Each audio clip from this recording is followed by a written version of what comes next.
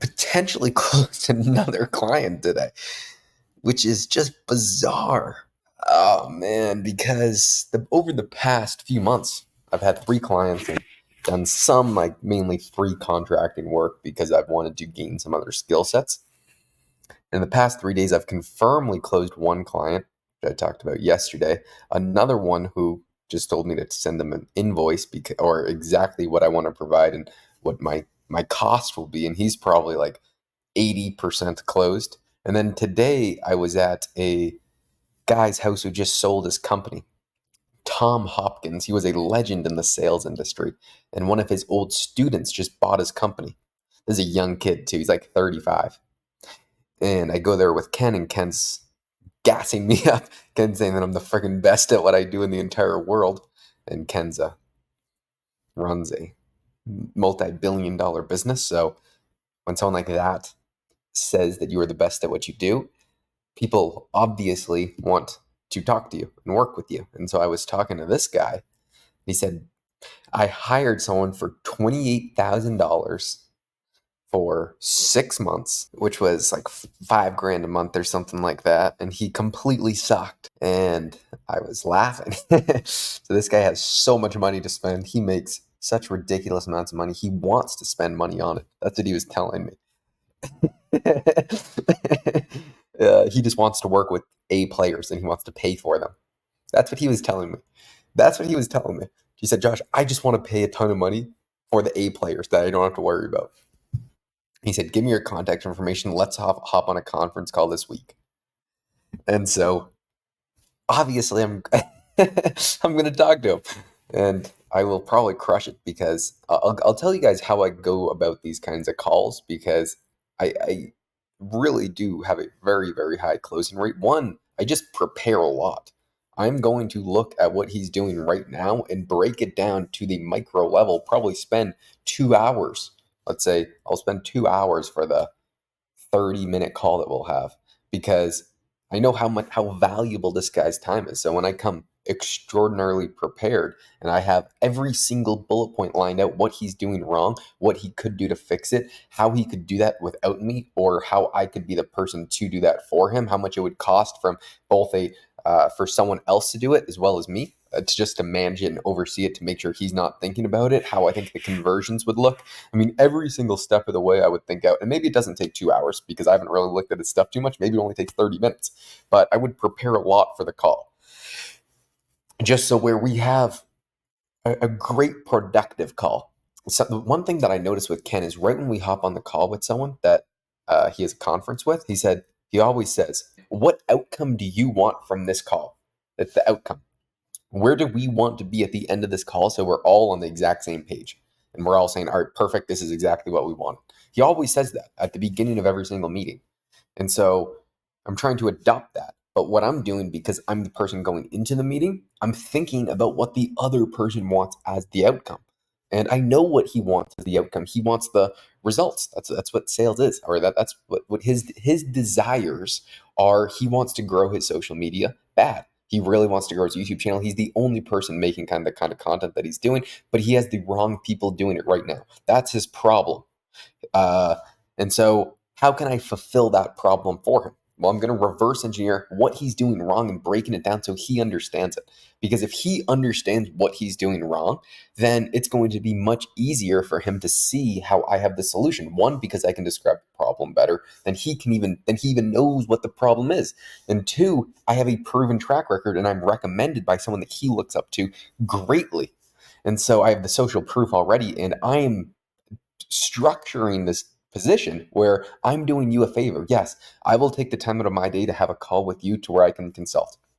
That's the way that I'll do it. You are going in there with your frame. I mean, if you read any of the old pickup artist guys, I've been friends with a few of them, so I kind of understand the language. You always want to have the frame set. And that is not just if you're trying to pick up girls. It is also if you are trying to structure a business deal. And so I'm always trying to have the right frame to where I am the prize in this situation. My business is what they desire, and I will be deciding if I want to take them on as the client. That is always the position you want to be in. It's not the super thirsty guy at the bar begging some chick to go home with him because it's never going to work. So you got to have the chick want to be the one going home with you. And it's the same exact psychology in business, the exact same thing. I want them to want my business, not me to be begging to take them on as a client. And it's really just a shift in the frame and who's in the position of power. And if you're just starting out, that's exceptionally difficult to do. But I've been fortunate to where when you actually have so many options, when you have so many ridiculous options in business, then you do have that kind of frame naturally. You're like, okay, like I don't need your business. I don't even really want it. I'll do it for a favor. And so because I like you and I like the message that you're supporting, and I really think you have a bright future. And this is exactly how I think we're going to do it and how we're going to structure it and how I'm going to train your team. But this is my business working with yours. We are both entrepreneurs in this situation. You will not be micromanaging me. Those are the types of people that I like to work with. So how much will I charge him? I don't know. I want to see what he actually needs first. And I'll know that just by looking at his content, and I'll know exactly what he needs. And then I'll decide what I think an appropriate amount is. So yesterday or 2 days ago, I closed a $4,000 per month client, 100% confirmed. I will have the payments done. I charged, or the email I sent out today, I just said, you know what, I'll do it for $4,000 a month.